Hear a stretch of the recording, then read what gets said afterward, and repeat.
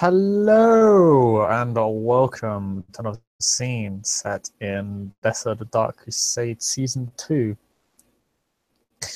Tonight, we set our scene with Ghufran in the domain of the followers of Sect. Ever a party. As Ghufran is making his way over to one of the many blocks within the Arab slums. There is something of a it's a minor revel going down. It's not exactly Ahanif of debauchery, but there is a small street party that goes down, and considering the rather loose degree of law enforcement in this area of the city, anyone trying to stop the flagrant vandalism, street fighting, and many other breakings of said laws.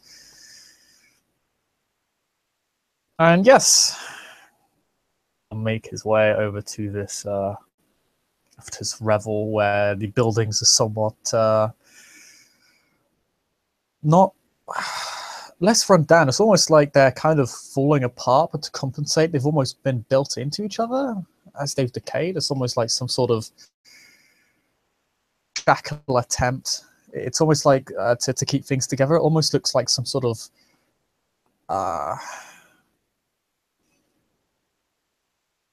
like some poor man's castle in a sense. Wooden buildings that are kind of very scrappily have been nailed together.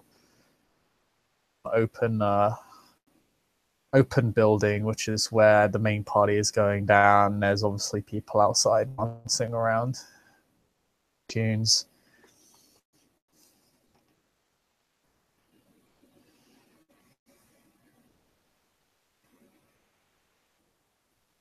Ever the party goer. Ghufran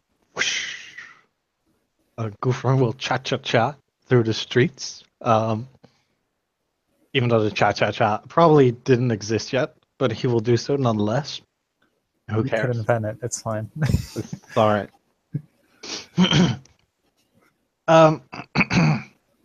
And he will make his way through this slum castle in search for one Melina.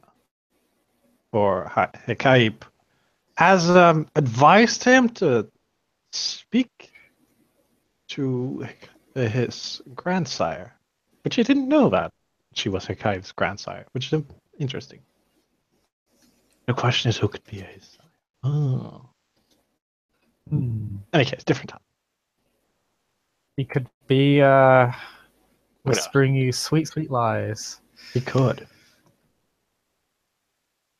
Never trust the satellite. Such careful assessment of their own clanmates the Satellites have.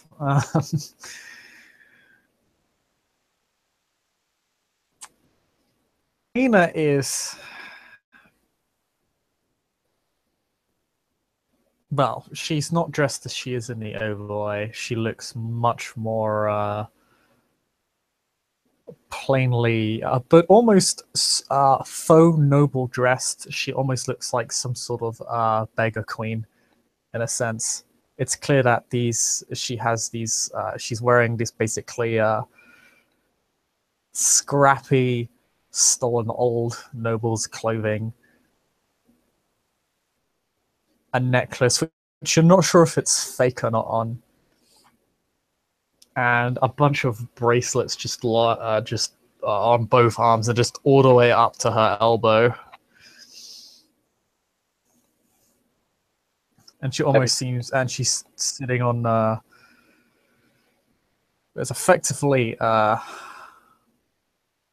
it's basically a stone couch on a large wooden chair. It's wooden sofa, I guess, is the best way to put it. I don't really have the name for it. Uh,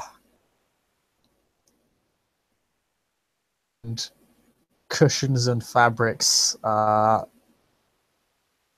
it, as if to make it more comfortable. And she's just sitting there as kind of people just kind of absolutely lose their minds around her. She's just kind of sitting there as if to say, "Draw me like one of your French girls."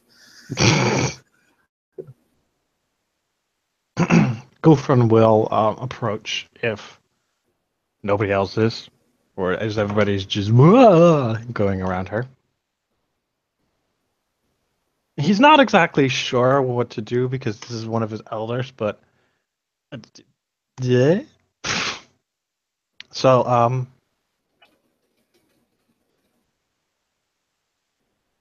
yeah, he'll approach, put a hand over the right side of his chest and kind of give her a polite nod and say, "Miss, would I be allowed a moment of your time?"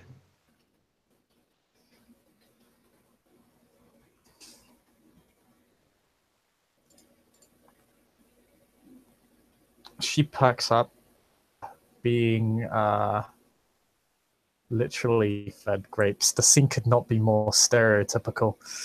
Um, but yeah, she turns towards you and smiles at you sweetly.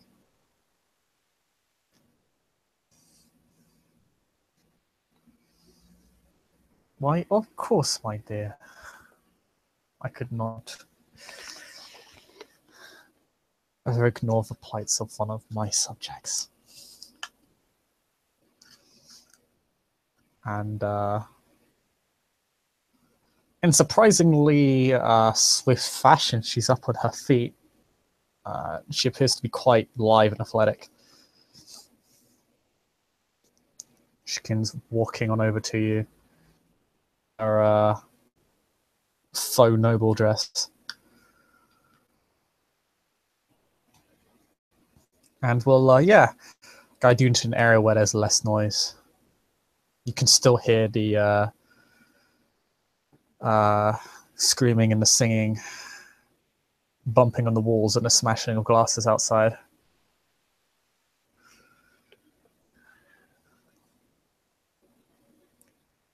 Once they're in a less, populate area, he'll do the same gesture. I'll say, "We have not yet met face to face, but I'm sure you've seen me around before. I am Ghufran Wasem."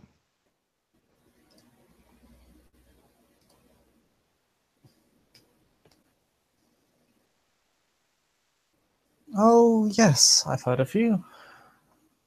Akaib has spoken of you in passing. Yes? He has, yes, indeed. And it is at his advice that I come to you. You are aware of the. Oh, go ahead. She just kind of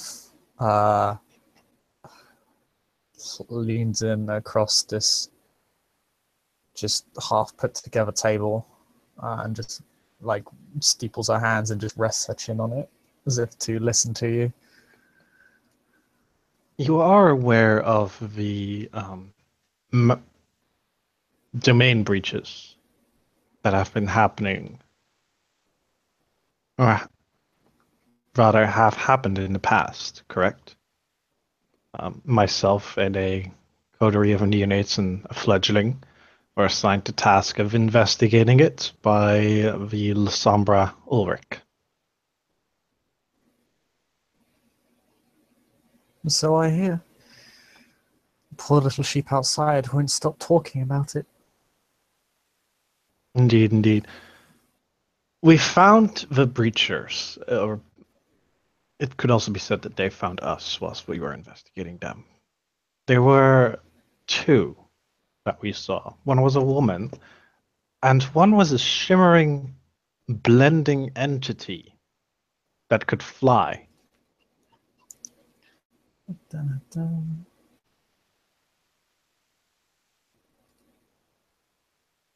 Make a roll for her now. God Oh, damn it. which dice roll are we using? One sec. Um.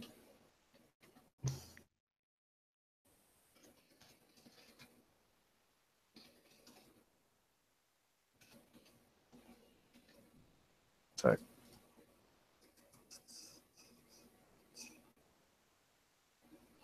Okay. She gets to roll this. Eh. Does she have double tens? She doesn't double tens now. Okay.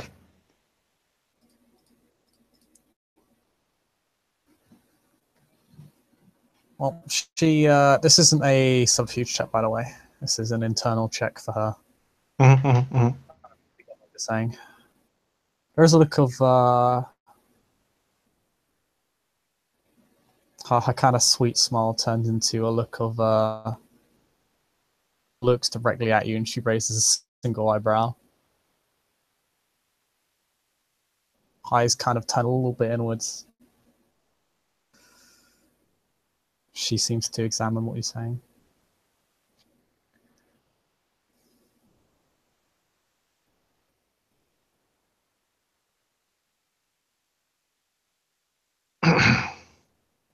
It was quite a large creature. And it had the strength to fly through a roof.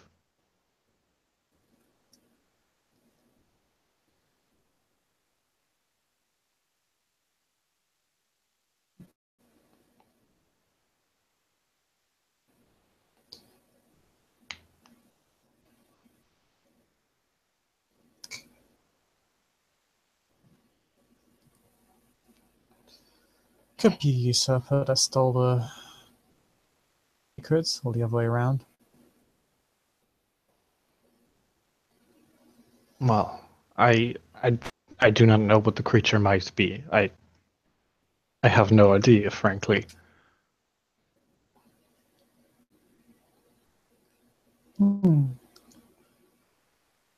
And it has not been seen since. However, the La Sombra and Celine Argyris said that something similar was spotted in the underground of Odessa, together with a giant basilisk?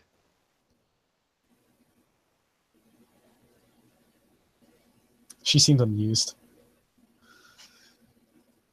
Basilisk, you say? Yes.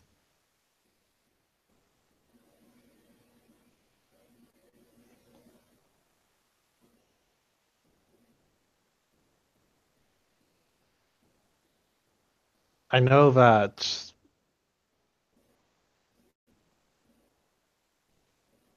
there creatures such as that do exist, and some of them, I believe, are in our oldest temples, but I do not know what this might be. I haven't seen it in person. I have not been down there. I think I would surely suffer final death. Hmm.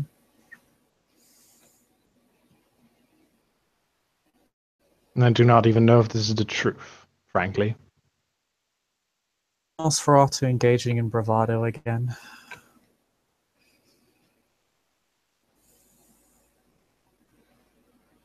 Or did someone else inform you? The Celine of the La Sombra. Huh.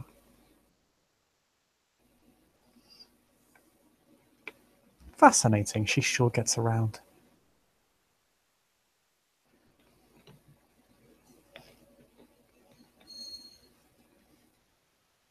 She does indeed.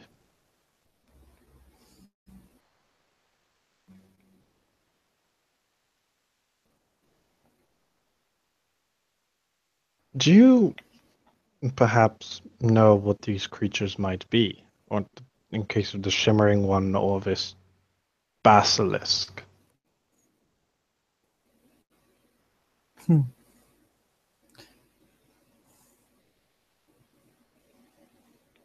Well, this basilisk could be many things. There are many means to emulate, if not outright become, such a creature. Many of which methods are tied to us. Shimmering creature, however,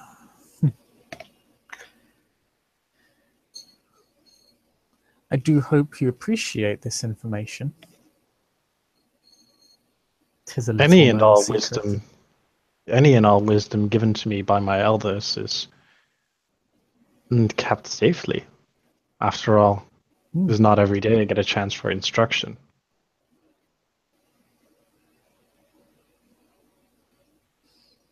I'm curious what you would do with said information. I have.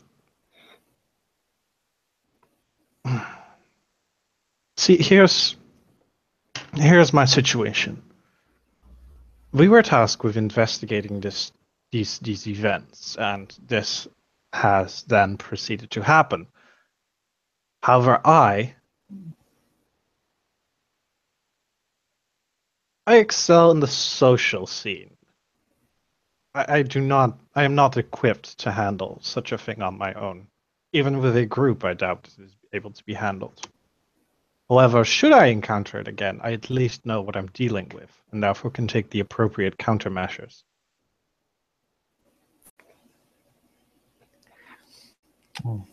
Well, it's quite a scandal, you see. It's why the fiends and their toy soldiers are so keen to be rid of the usurpers.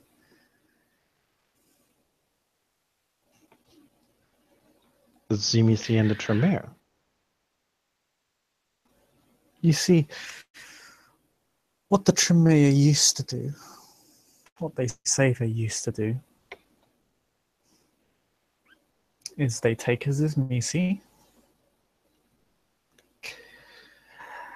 and then they do something to it. You could say it's giving one of them a taste of their own medicine.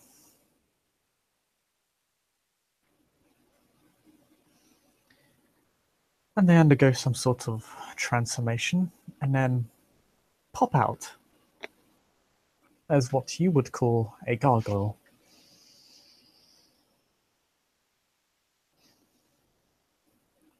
Of course, how they do such a thing is lost to us, only that they exist. Mm. And that they're servants of the usurpers. Very useful. Interesting little tricks they have.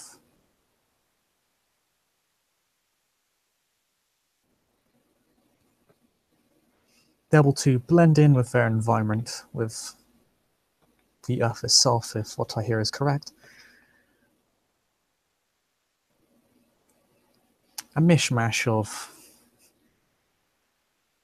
abilities taken from the Gangrel Zamisi and Nosferatu. They fuse these three together. One can only imagine.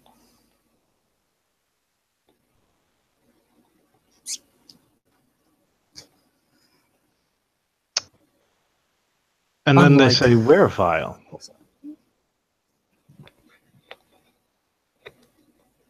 Oh yes, but play.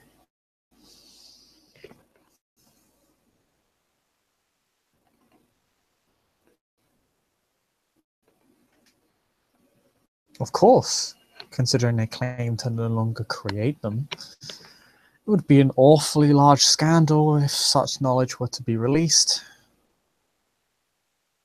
The Tremere would deny it and bury their heads in the sand, and their allies would no doubt say there is a lack of evidence. In fact, they'd probably pin it on the Zumisi.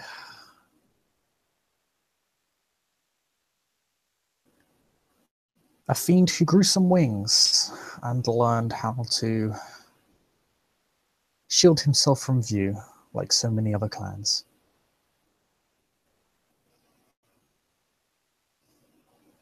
Hmm. As a purveyor of such a power, it's not unheard of for us to leave shimmering outlines of ourselves when we fail to disappear completely.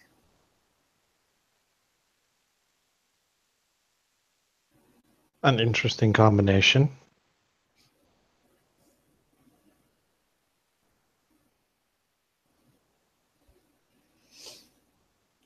Of course, even the slaves have secrets that we don't possess.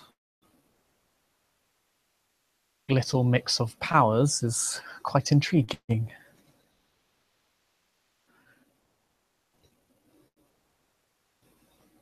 Do we want this thing, this gargoyle, for ourselves?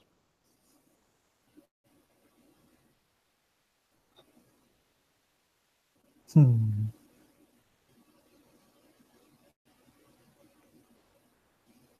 If we are in a position to acquire it, perhaps it would make a wonderful little toy to dance before the usurpers.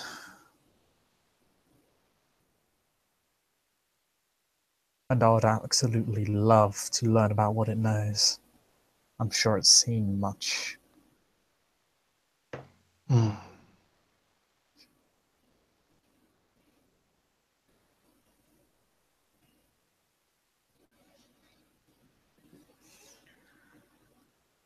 I can imagine.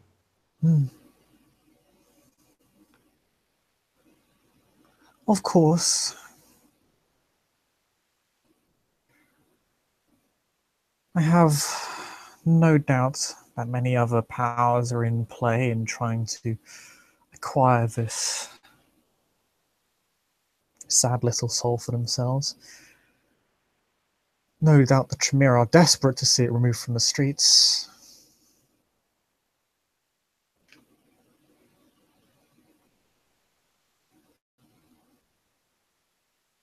And these Misi have any idea of whatsoever what this thing might be, they're most likely going to capture it for themselves. They're most likely parade it for or immediately ashing it. A shame. If encountered, could it be offered sanctuary here? It is, at the moment, being investigated by the sheriff in this town, so I do not know how wise this course of action might be, but it wouldn't be the first time that the clan of Sad lied about something. Hmm.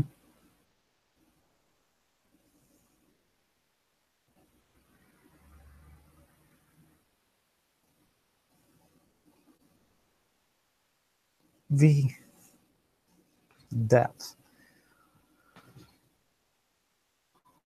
of our abilities would ensure that transporting it from one location to the next would not be difficult. The only issue would be convincing it in the first place. If this creature has broken its shackles, I doubt it's in a mood to talk. If it's Perhaps, savvy, it would most likely consider to be trading one set of captors for another. perhaps not. Hear me out. Perhaps because it has broken its shackles and because it is so angry at its masters, perhaps that can be the exact way to go against, to entice it to come. After all, if it is sentient, which from its actions I believe it is,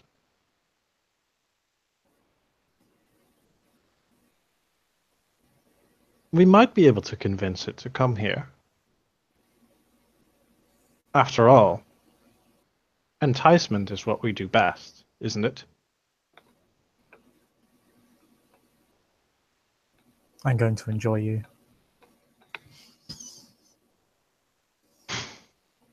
I am honored to hear this. with a bit of confusion and oh, okay, in his voice.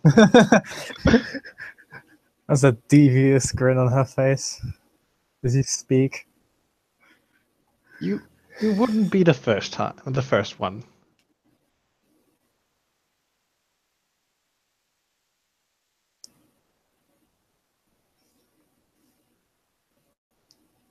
She just says nothing and lets it hang in the air. Okay, okay. Ghufran gets the hint. It's like, well, all right. Thank you. Everyone's like, okay. I now know what else I'm gonna buy at downtime, Chris. I'll tell you after scene.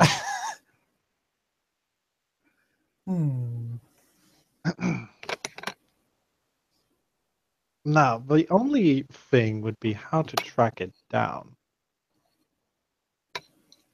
I see you know where it lives. Oh, do I? Because Grin had animals looking at its place, and you know that, I believe. I do not know if Grin told us where to go.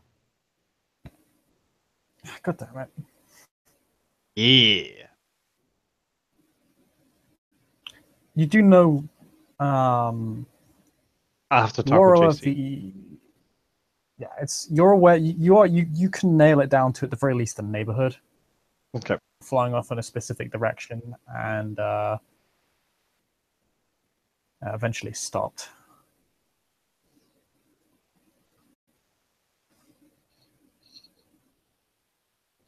And it was quite close to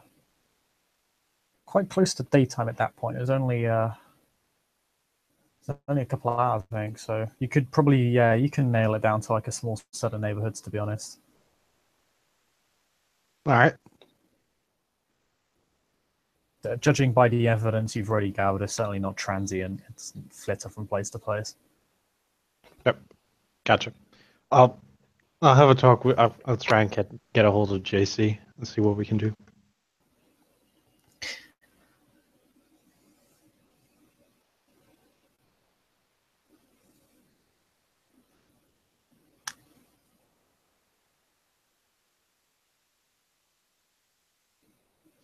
Say,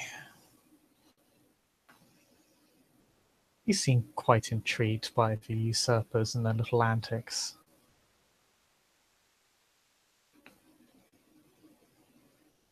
Honestly, who wouldn't be? They can do things.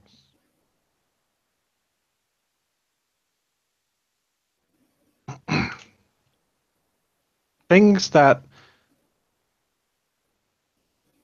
weren't much seen before they came. I am aware that our own clan has practitioners of arcane arts, but they do it en masse.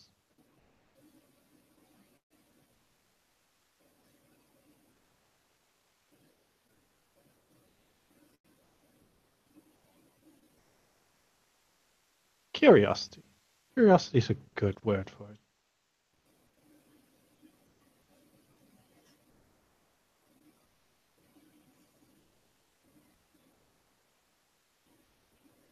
One night you might match them. If you show enough capability. And pass the relevant tests.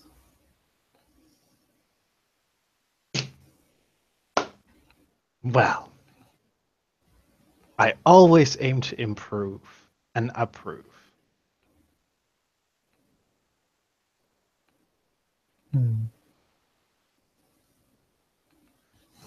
I would expect nothing less from one of us. She says in what is probably a two-faced comment, to be honest. I'm gonna roll perception empathy. Because fuck that statement. That oh god, should I have dice for this? This is the ridiculous fucking dice pool. I've got Said five. I've got 5 dice for this. Let's go. I'm probably gonna fail. Yeah, Let's. I'm not lying when I say she literally is twice as many dice. She's just a max pool. What the fuck? Jesus Oh my Christ. god! Yep, that happened.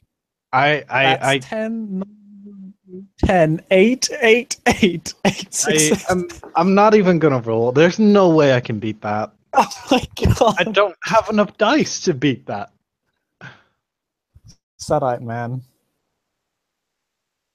I mean, Masters of bullshittery. I'm pretty proud of my subterfuge dice pool, but you know, You beat the Primogen, man, but like this bitch? Nope. I It's lied the to the Primogen. I straightest. couldn't read her. Oh yeah, she couldn't see through your bullshit. But I mean, this. Yeah, she's yep. She's really. She's literally the best. She's simply the Um, best. Doing better than all the rest. so that's Etc. responsible for all dance moves.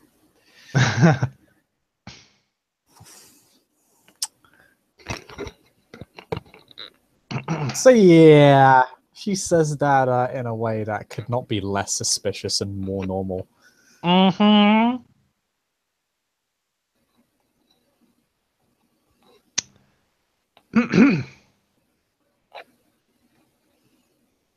Well then, that concludes all I had to say.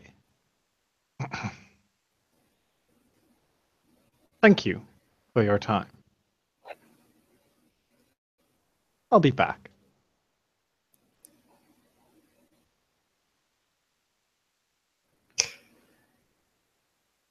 They always do come back.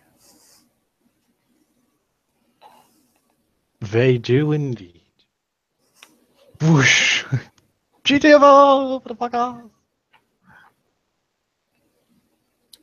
Before you go, Stops. Turns around. Yes.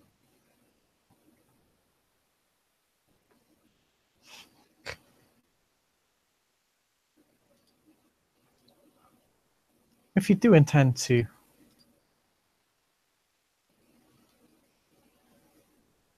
persuade Brand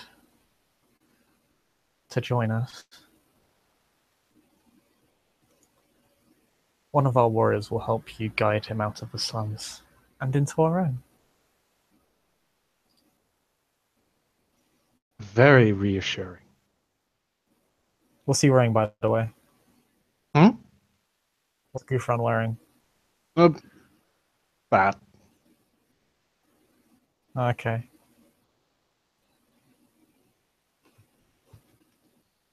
I mean, Ghufran is probably one of the richer merchant, belongs to the richer class of merchants in the city, so Yeah. from his exploits, she would probably know that, but, you know, it's better to look the part if you're going to go to the Arab slums than. Mm.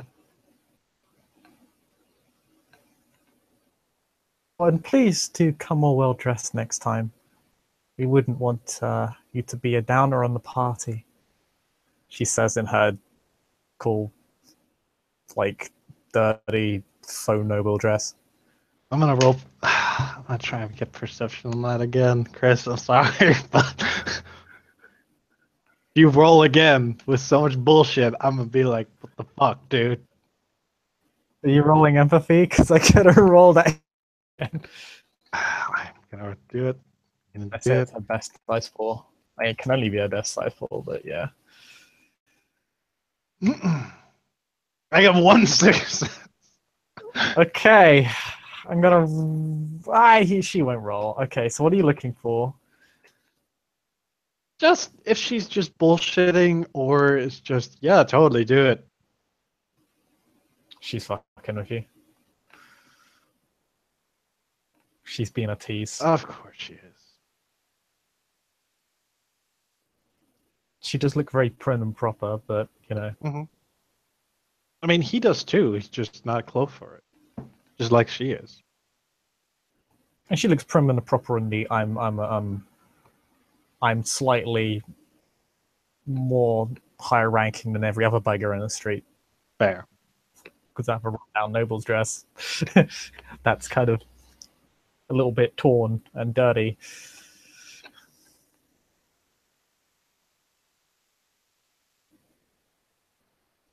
She's just teasing you. I will take your words to my cold heart.